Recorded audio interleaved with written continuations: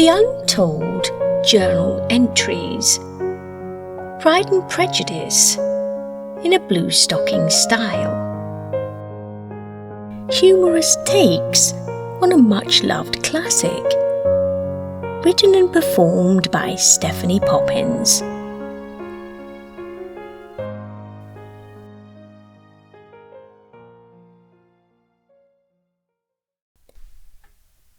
Entry 2. Mary Bennett, 9:45 Antemeridium, the 1st of December, 1811 Anno Domini. How insufferable it is to possess a mind of such superior cultivation, only to find oneself perpetually overlooked.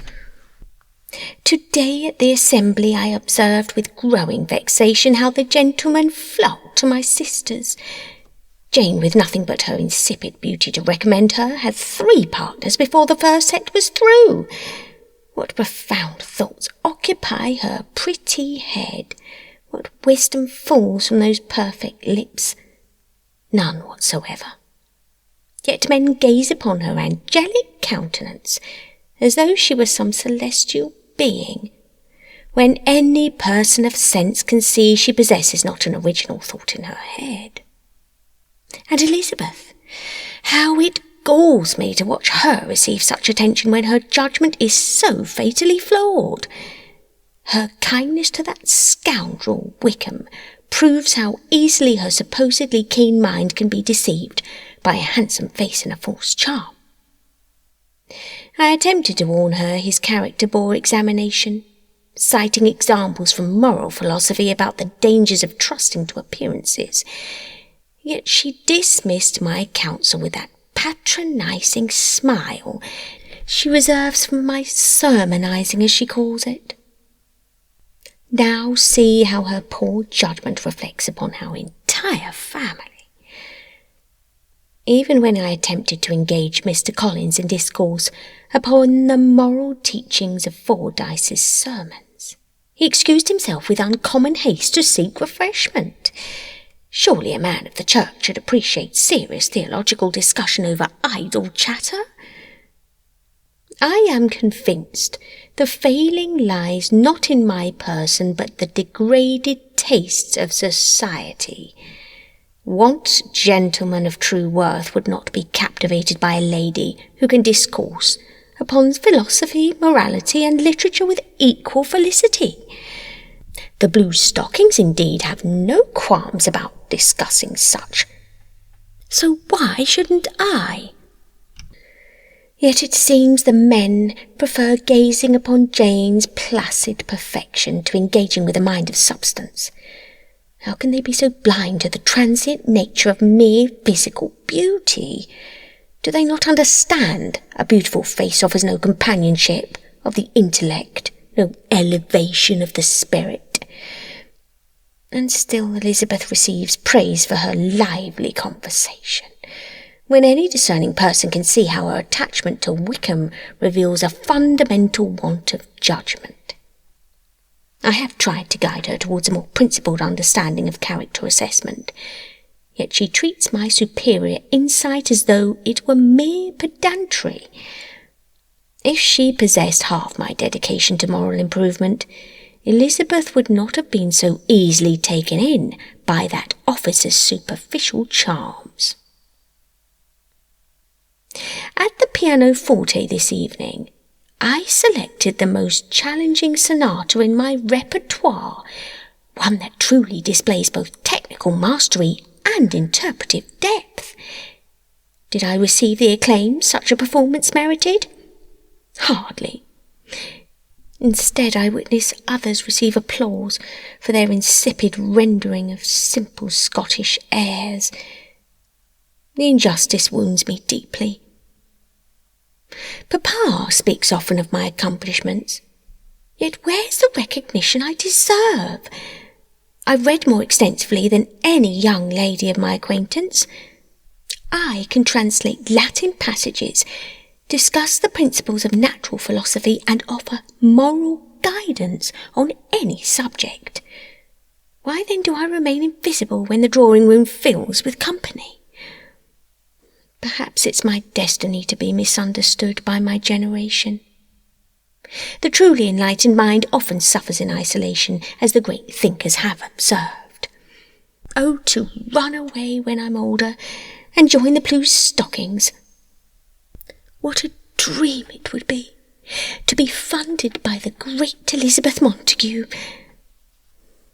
Still, I cannot but help that if only one gentleman, one person of sense and education would recognise my intellectual superiority, how different I would feel about everything. I shall not despair. Tomorrow I shall begin that essay on female education I've long contemplated. If I cannot capture attention through discourse, perhaps my written thoughts will demonstrate the depth of my understanding to those capable of appreciating it.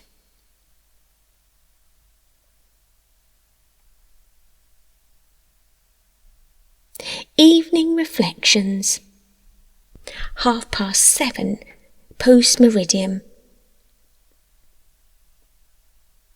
How vexing it is to witness the continued degradation of our family's reputation through the thoughtless conduct of my youngest sister. This evening's display at the assembly was perhaps the most mortifying yet. Lydia, with her 15 years of age and abundance of vanity, conducted herself in such a manner as would make even the most liberal of mothers blush with shame. The militia officers, those red-coated temptations that have descended upon our quiet Meryton like locusts upon a field, seemed to have addled what little sense Providence saw fit to bestow upon my sister. She giggled and flirted with such abandon, I observed several respectable families exchange meaningful glances. This does not bode well for our family standing in society. Mrs. Long herself appeared quite scandalised, and when she takes notice of impropriety, one may be certain all of the country should hear about it before the week is out. What troubles me most profoundly is Lydia's complete insensibility to the consequences of her actions. She sees only the immediate pleasure of masculine attention. She sees only the thrill of a scarlet uniform and the flattery of officers who, I'm quite certain, view her as nothing more than a temporary amusement. She cannot comprehend each improper laugh, each bold glance, each unseemly walk through the streets of Meryton on the arm of some lieutenant. Tears at the respectability our dear father has spent years establishing. Does she not appreciate our tenuous position? Gentlewomen by birth we may be, but we possess no great fortune to elevate us above reproach. Our consequence in society rests entirely upon our conduct and our connections. When Lydia behaves so dreadfully, she drags us down with her. Jane's gentle beauty and Elizabeth's wit can't shield us indefinitely from the taint of association with Lydia's impropriety. I attempted this morning to speak with her upon the subject, but she merely laughed and declared such dusty old books I could offer were not fit for someone with her spirits. Spirits indeed! If high spirits consist of throwing myself at every officer in His Majesty's service, perhaps I require less spirit and more reflection. Mamma, I fear, is no help. She is positively delighted with Lydia's popularity with the officers. She views it as a mark of her daughter's beauty and vivacity, rather than seeing the scandal it truly is. She speaks of nothing but which officer paid Lydia the greatest attention, which one danced with her twice, which one paid her the most attention. It pains me indeed to observe how thoroughly she's been abandoning her duty as a mother to guide and restrain her youngest child. I cannot but help reflect upon the wisdom of Mr. Collins whose suggested reputation is like a fair glass, easily cracked and never well mended.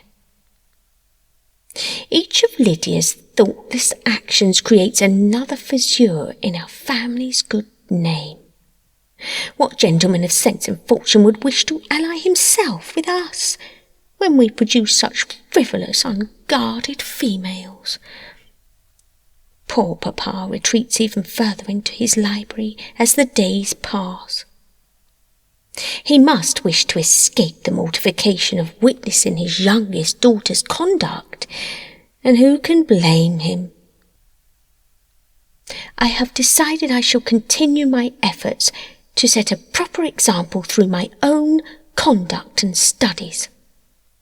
I shall aim for my higher self, come what may, though sometimes I wonder if virtue practised in solitude serves any purpose whatsoever.